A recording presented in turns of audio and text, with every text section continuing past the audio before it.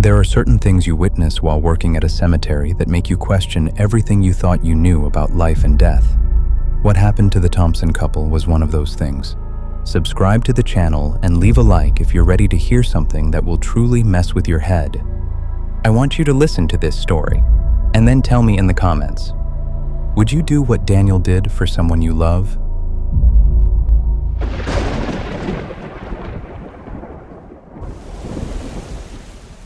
My name is Robert Mitchell, and I've been running Greenwood Memorial Cemetery for 12 years. In this job, you develop instincts about grief, when it's healthy and when it's the kind that kills you slowly. I should have trusted those instincts with Daniel Thompson. Daniel showed up every Sunday at 2:30 p.m. sharp. Blue Honda Civic, same parking spot by the oak tree in Section C. Never missed a week in the 8 months after we buried his wife Maria. Rain, snow, blazing heat, didn't matter. He'd be there. Maria died at 34 in a car accident on Route 9. The funeral broke my heart, and I've seen hundreds. Daniel just stood there like someone had ripped his soul out, staring at the casket like he'd forgotten how to breathe. Poor bastard was only 36 himself. What made Daniel different was his ritual. Every Sunday, he'd bring 2 coffee cups from Murphy's Diner downtown. He'd walk to Maria's grave in Section D, sit on the stone bench, place 1 cup on her headstone, and keep the other. Then he'd talk to her for exactly 2 hours, like she was sitting right there listening. I first noticed this about 3 weeks after the funeral. I was doing my usual rounds when I saw him there with those 2 coffee cups. At first, I figured he was waiting for family. But week after week, it was just Daniel talking quietly to Granite, treating that headstone like his wife was on the other side sipping coffee and hearing about his week. I never interrupted him. Grief's personal, and the last thing someone needs is the cemetery director butting in with empty condolences. But I watched him, partly from professional concern, partly from curiosity. Over those months, I saw his ritual change in ways that should have been warning signs. Spring started with tears. Not dramatic movie crying, but the quiet, steady kind that comes with shock. Daniel would talk in broken sentences, voice catching, hands shaking as he held his coffee. Sometimes he'd reach out and trace Maria's name on the granite with his fingertips, like he could feel her through the stone. By summer, the tears stopped, but the talking continued. His voice got steadier, more like normal conversation. He'd tell Maria about work, about clients who drove him crazy, about the new restaurant on Main Street, about the neighbor's cat sleeping on their porch. Real married couple talk, sharing the little stuff that makes up a life. That's when I noticed he'd lost weight, maybe 15 pounds. His clothes hung loose, face looked drawn. Late summer changed everything. Daniel still came every Sunday, still brought 2 coffees, still sat for 2 hours. But the talking dropped to whispers, and mostly he just sat in silence, holding his cup with both hands and staring at that headstone with an intensity that made me uncomfortable. Sometimes I'd see him reach toward the empty space on the bench, his hand moving like he was holding invisible fingers. That's when I started worrying. After 12 years here, I know the difference between healthy grief and the kind that pulls you so deep into the past you can't see any future. Daniel was showing all the wrong signs. I thought about approaching him, maybe suggesting he talk to Pastor Williams or Dr. Chen, the grief counselor. But every time I worked up the courage, something held me back. Maybe respect for his privacy, maybe my own discomfort with other people's pain. Either way, I kept my distance and told myself that as long as he wasn't causing problems, it wasn't my business. Autumn brought something new that really got to me. Daniel started bringing things from home, stuff that obviously belonged to Maria. One Sunday, it was a paperback romance novel he placed beside her coffee cup. Another time, a small potted violet he positioned at the base of her marker. Once I saw him bring a jewelry box that he opened and left on the granite for his whole visit before taking it home. But it was the suitcase that should have been my final warning. That last Sunday in March was one of those confused early spring days that couldn't decide what weather it wanted. Started bright and clear, but by noon, heavy clouds rolled in from the west. The air felt charged, like the sky was holding its breath. I heard Daniel's Honda pull in around 2:15, but something was different. Instead of the usual quick door slam and footsteps on gravel, there was a long pause. I looked out my window and saw him standing by his car, staring up at the darkening sky with an expression I couldn't read. Then I saw the suitcase. Navy blue with brass corners, the vintage kind that speaks of better times and happy trips.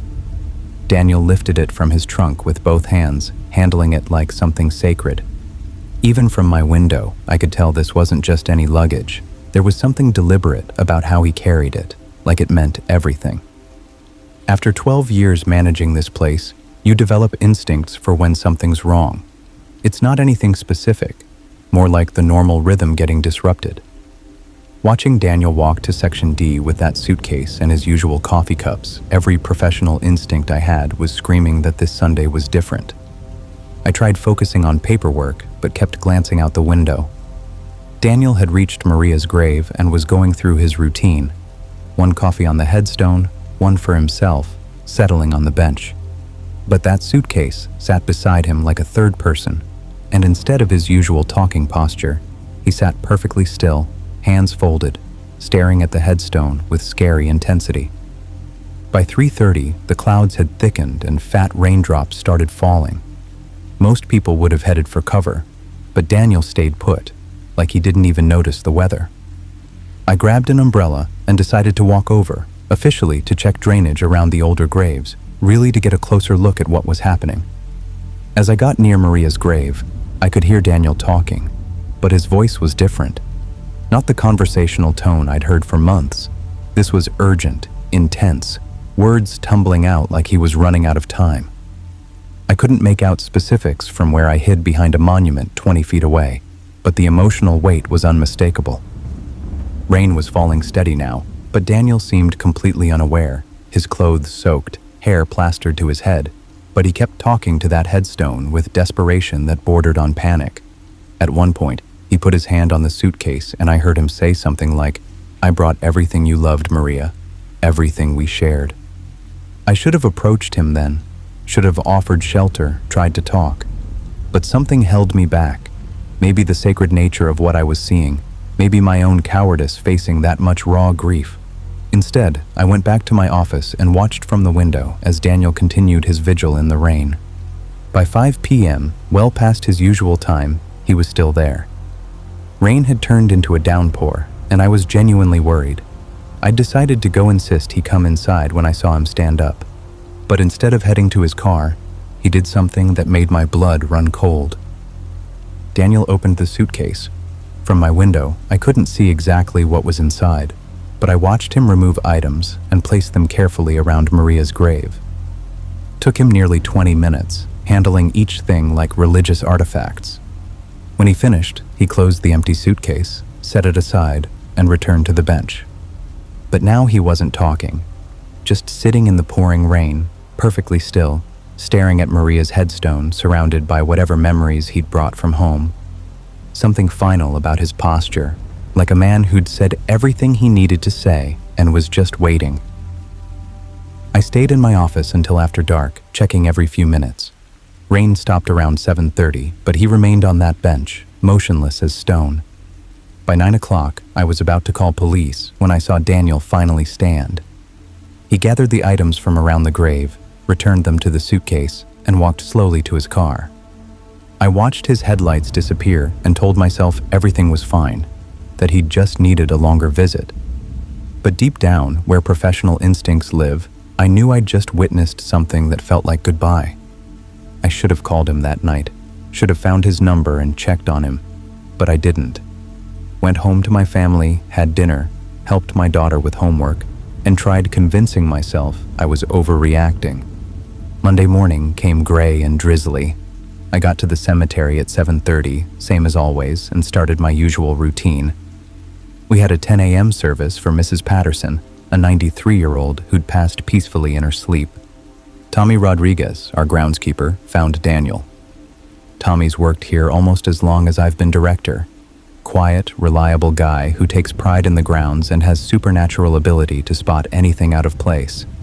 That Monday morning, he was doing his usual Section D inspection when he came running to my office, face pale, hands shaking. "Mr. Mitchell," he said, barely catching his breath, "you need to come to Section D right now. There's someone by the Thompson grave, and I think he's dead." The walk felt like forever, even though it was maybe 2 minutes. Tommy led the way, his usual steady pace replaced by urgent, almost frantic strides. As we got close to Section D, I could see a figure slumped on the stone bench beside Maria's headstone, and my heart sank recognizing Daniel's profile. He was sitting exactly like I'd last seen him, but now his stillness had a quality that was unmistakably final. Head tilted back slightly, eyes closed, hands folded peacefully. If not for the unnatural pallor and complete absence of breathing, he might have just looked like someone taking a nap. But Daniel Thompson wasn't napping. Daniel Thompson was dead. When you find a body on cemetery grounds, there are protocols. Secure the area, call 911, don't touch anything. I'd been through this twice before. Once when an elderly man had a heart attack visiting his wife. Once when a teenager overdosed behind the maintenance shed. Both times, the protocols served me well.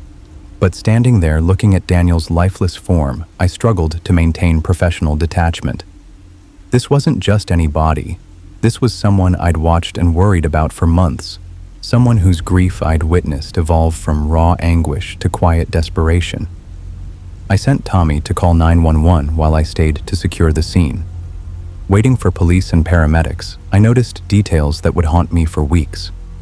A small white envelope tucked under Daniel's right hand, "To whom it may concern," written in careful block letters. On the ground beside the bench, an empty prescription bottle with Daniel's name clearly visible. And scattered around Maria's grave, exactly as I'd seen him arrange them, were items telling the story of a marriage cut short.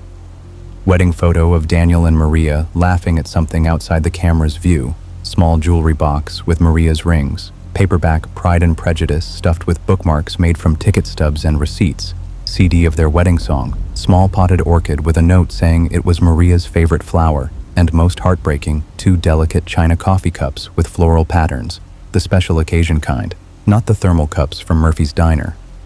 Police arrived within 10 minutes, followed by paramedics and the county coroner. Detective Sarah Walsh took charge with professional efficiency, photographing everything, bagging evidence, interviewing Tommy and me about finding the body and Daniel's recent behavior. The envelope contained exactly what I expected. A suicide note in Daniel's careful handwriting, explaining he couldn't live without Maria and asking forgiveness from anyone hurt by his decision. He'd left funeral instructions, requesting burial in the plot beside Maria that he'd purchased months earlier.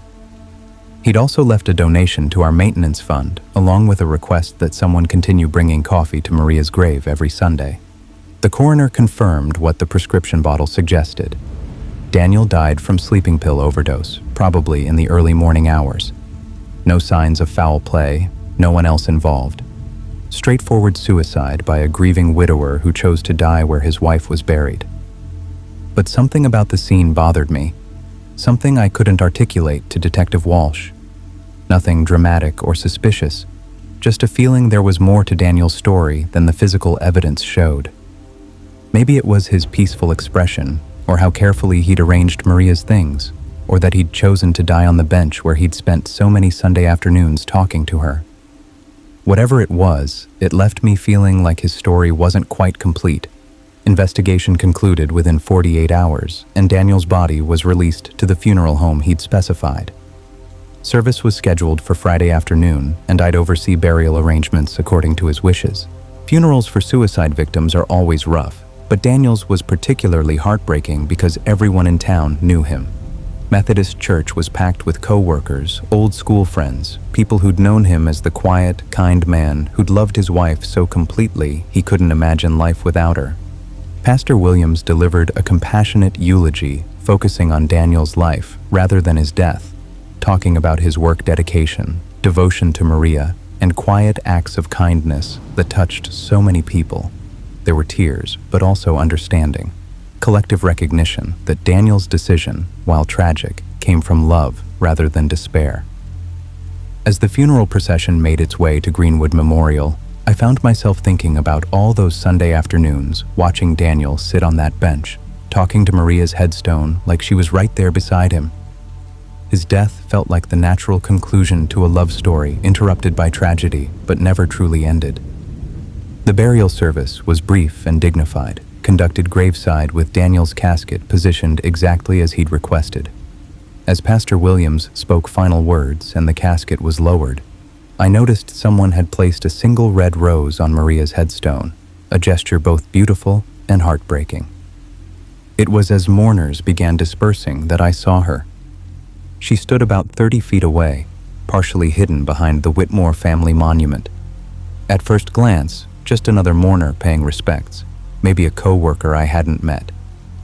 But something made me look twice, and when I did, my breath caught. The woman wore a navy blue dress with small white flowers, the same dress Maria Thompson had worn in the wedding photo Daniel brought to her grave.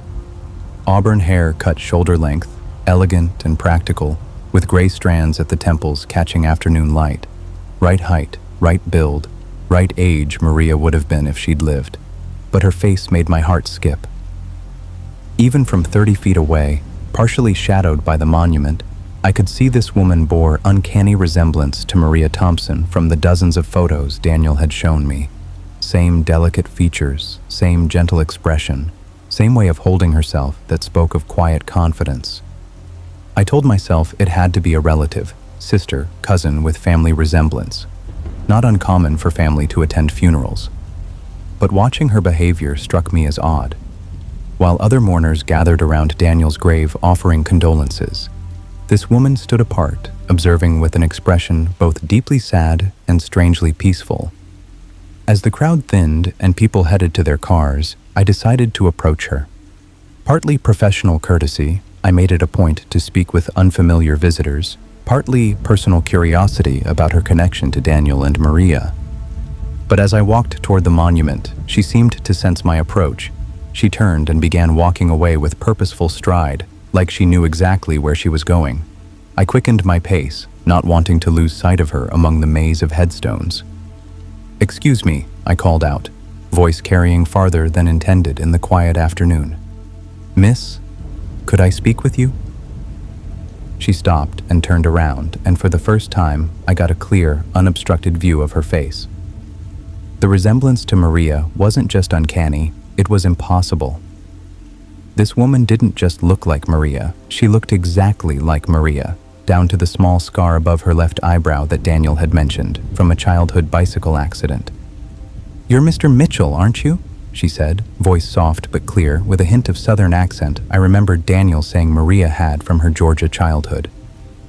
"The cemetery director?" I nodded, suddenly finding it hard to speak. Up close, the resemblance was disorienting. This woman had Maria's eyes, the unusual shade of green Daniel described as sea glass color. Maria's smile, warm and genuine but sad around the edges. Even Maria's way of tilting her head when she spoke, like she was really listening. "I wanted to thank you," she continued, voice taking on sincere gratitude, "for taking such good care of Daniel all these months. I know he appreciated having someone who understood what he was going through." The words hit me like a physical blow. How could she know about my observations of Daniel's Sunday visits? How could she know I'd been watching over him, worrying about him? And how could she be standing here talking when Maria Thompson had been dead 8 months? "I'm sorry," I managed, voice sounding strange to my own ears. "I don't think we've met. Are you a relative of Maria's, a sister?"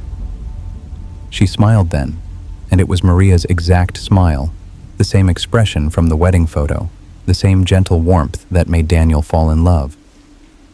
"Something like that," she said, confirming and denying my question simultaneously. "I just wanted you to know Daniel isn't suffering anymore. He's at peace now, and so am I." Before I could respond, before I could ask her name or how she'd known Daniel, she turned and began walking away. This time, I followed more urgently, my composure finally giving way to overwhelming need to understand what was happening. "Wait," I called out, breaking into a jog to keep up with her surprisingly quick pace. "Please, I need to ask you questions. How did you know Daniel? How did you know about his visits?" But she didn't stop, didn't even slow down. She continued through Section D with confident stride, navigating between headstones like someone who'd walked these paths hundreds of times. I followed her all the way to the main gate, heart pounding with exertion and confusion. But when I reached the entrance, she was nowhere to be seen. The parking lot was nearly empty, just my car, Tommy's pickup, and the hearse still being loaded with flowers. No sign of the woman in navy blue, no indication which direction she'd gone.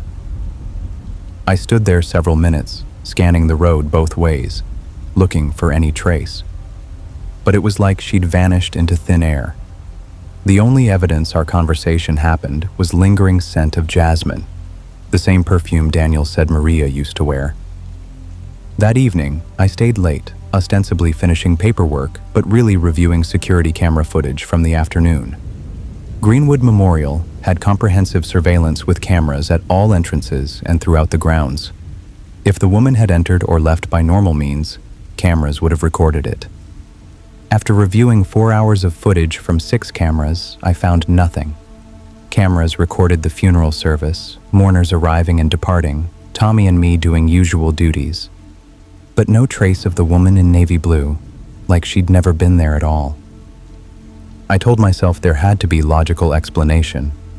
Maybe she'd arrived with other mourners and left the same way, somehow avoiding camera angles. Maybe she was distant family from out of town who took back roads our cameras didn't cover.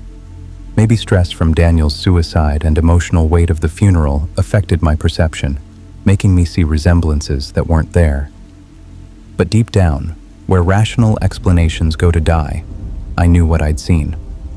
I'd spoken with Maria Thompson, looked into her eyes, heard her voice, felt the warmth of her presence, and she'd thanked me for taking care of Daniel during those long, lonely months when he'd been slowly dying of grief. Over the next few weeks, I found myself returning to that conversation, analyzing every word, every gesture, every detail I could remember. The more I thought about it, the more convinced I became that something extraordinary had happened that Friday afternoon, something that defied rational explanation but felt more real than anything I'd experienced in years. 3 weeks after Daniel's funeral, I was doing my usual Sunday morning rounds when I noticed something that made me stop dead in my tracks. There, on both Daniel and Maria's graves, were fresh flower arrangements. Not elaborate funeral home bouquets, but simple bunches of seasonal blooms, white roses, and baby's breath, arranged with obvious care and love. I assumed they were from family or friends, but when I called Daniel's sister later that day, she seemed as puzzled as I was. "I thought you were having them delivered," she said, looking at the flowers. "Daniel always said how much he appreciated the way you took care of things here." But I wasn't having flowers delivered, and neither was anyone else I could identify. Over the following weeks, the pattern continued. Every Sunday morning, fresh flowers appeared on both graves, as regular as Daniel's visits had been. I started arriving earlier on Sundays, hoping to catch whoever was leaving them. But no matter how early I got there, 6 a.m., 5 a.m., even 4:31 determined morning, the flowers were always already in place, fresh and perfectly arranged, with dew still clinging to petals like they'd been placed moments before. Security cameras were equally unhelpful. Week after week, I reviewed Saturday evening through Sunday morning footage, but cameras never captured anyone approaching the graves. Flowers simply appeared between frames, like they'd materialized from nothing. After 3 months, I stopped trying to solve the mystery. Instead, I began thinking of the flowers as a gift, not just to Daniel and Maria, but to everyone who visited that section. They'd become a symbol of enduring love, a reminder that some bonds are too strong to be broken by death. It's been 6 months since Daniel's funeral, and the Sunday flowers continue appearing with clockwork regularity. The sense of peace around Daniel and Maria's graves has become one of Greenwood Memorial's most remarked features. People drive from neighboring towns to visit what some call the love graves. But for me, the most significant change has been in my own understanding of this work. For 12 years, I thought of myself as simply a caretaker of the dead. But my encounter with the woman who may or may not have been Maria Thompson has given me different perspective on what it means to manage a cemetery. I now understand that places like this aren't just repositories for the deceased, they're bridges between the world of the living and whatever lies beyond. They're spaces where love continues existing even after the people who created that love are gone. Every Sunday morning, when I see those fresh flowers on Daniel and Maria's graves, I'm reminded of the conversation I had with a woman who couldn't possibly have been there, but somehow was. I think about her words, that Daniel was at peace, that she was at peace, that love had found a way to transcend the boundaries separating life from death. Whether what I experienced that Friday was real or imagined, supernatural or psychological, doesn't matter as much as I once thought. What matters is that it changed how I see my work, my community, and the enduring power of human connection.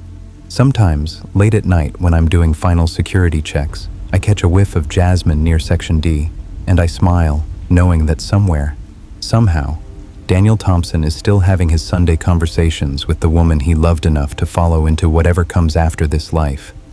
And every Sunday, without fail, fresh flowers appear on both graves, a weekly reminder that some love stories are too powerful to be contained by the boundaries of a single lifetime. I still don't know who leaves those flowers. I still can't explain the woman I spoke with at Daniel's funeral.